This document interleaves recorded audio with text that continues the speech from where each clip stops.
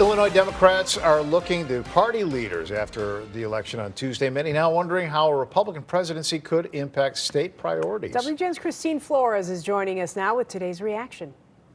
Well, good evening. Today, the governor followed up on a written statement he shared yesterday following Tuesday's results. He touched on a number of topics that are top of mind for many in the state, but did say it's a bit too early for all of the answers.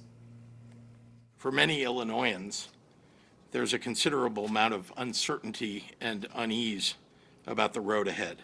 That's how Governor J.B. Pritzker addressed the state following Tuesday's election result. A verbal pledge to protect vulnerable communities and acknowledge those who may be feeling anxious. Despite his threats to health care coverage and educational opportunity and a fair minimum wage, Illinois will continue to invest in the well-being and prosperity of our people. The president-elect's victory raises various concerns, including abortion access. Illinois has become a safe haven for those from nearby states with limited and restricted access. Here in Illinois, we have some of the strongest protections on our law.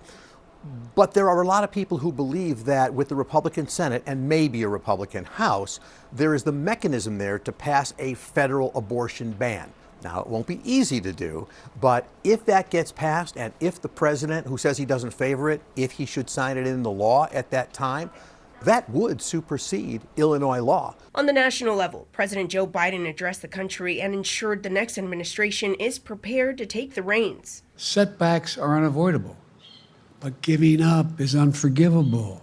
On January 20th, we'll have a peaceful transfer of power here in America. Trump's transition team says they're already at work preparing the rollout of his agenda on day one. We as a Republican majority in the Senate are going to be working with him and hopefully with a Republican majority in the House to move an agenda that's good for this country. The Biden administration also says a transition of power is important for foreign relations. We would like a fair ending of the war. Back in Illinois, Pritzker says the state is prepared for a second Trump presidency. I'm here today to remind people that no matter the storm that we face, Illinois will always strive to make you welcome and safe and protected.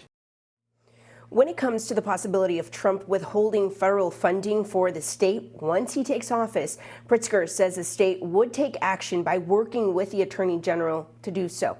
Back to you guys. All right, Christine, thank you very much.